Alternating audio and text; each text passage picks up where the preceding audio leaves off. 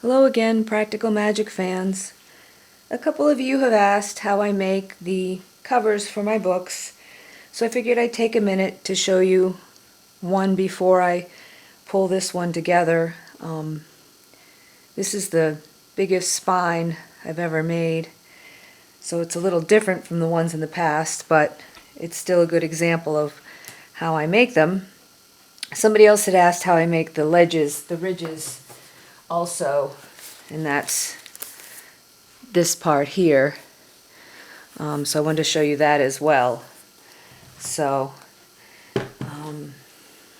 basically that is just, I take strips of chipboard, which is from old cereal boxes, and I make a long strip and I fold it in half, glue it together, and then I lay it down on the spine and hold it down while it dries, and then when it's dry I cut it off, and then I get that. But before I get to that point, I have to show you how I get here, and that is this. I take a piece of the cereal box and I cut it to the size. This one's actually 2.5 by 9, and I take a paper towel roll, and I cut it open, and then I take a piece of the cereal box cut to the size that I want, and I damp it, just not soaking wet, but just a bit wet, and then I put it on here, and I use the Fabri-Tac or the 3-in-1 glue.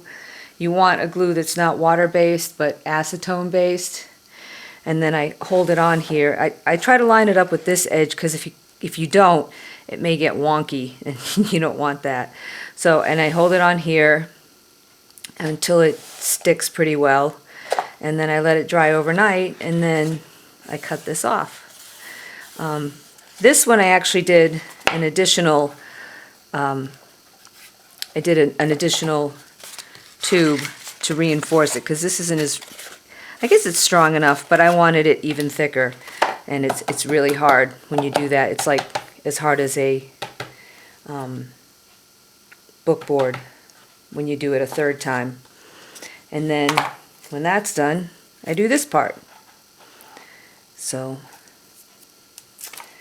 and then once I make that, I get the book board together.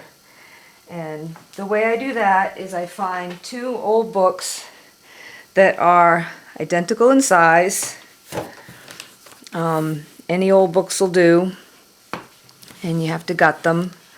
But I make sure that they are perfectly identical, and I just, get them side by side and hold them up. It helps if you get like 2 identical books, and if you went to Dollar Tree, that'd be the easiest way to do it. But I usually get old used books from like a library sale, a yard sale, or whatever, and I just line them up side by side and make sure that they're the same size, and that works.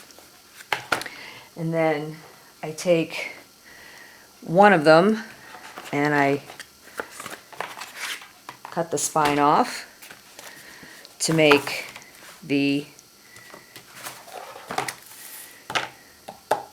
so I use one spine over here for the smaller part, the back end of the book, usually where I put, like in the last video I showed the goddess book where the underworld goddesses part was. But when I'm having a hard time finding books with really large spines, like 2 to 3 inch spines, because I want them to match, so I have a hard time finding that, so I end up making the larger spine. So I cut the other one off and make my own spine. And the reason this one's painted is if I use light color fabric to hold the whole thing together, sometimes that bleeds through, and sometimes I end up painting them if they're really dark, just so that doesn't bleed through. And on this one you can see I put a piece of Tyvek over it, and sometimes this is embossed, and you can see that through the fabric. So I put a piece of Tyvek on it so that that doesn't show through, because I've had that in the past be a problem. So I've started doing that. So once you get all your pieces together, you need to combine them. And there's a lot of videos out there on how to pull this all together, and if somebody wants a link, I can do that. But I typically reinforce the book that's already together with some Tyvek. And all I do for the Tyvek is you can get envelopes at, probably Amazon or Walmart. You can see where I cut this one right here and just glued it on.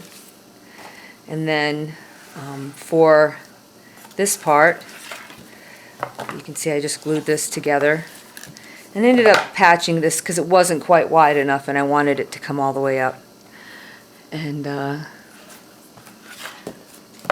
that's pretty much it. If you do decide to do it this way, I recommend the hidden spine method for binding, because with this deeply curved spine, if you sew it directly in, the signatures are going to be really deep in there, and it's going to be hard for it to lie flat when you open it. And I just recommend the hidden spine, just because it'll be easier for the book to lie open,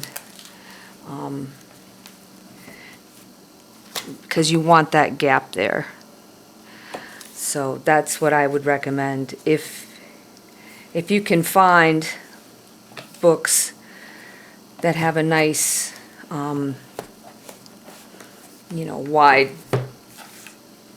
spine here, then you could just use that instead of having to make this.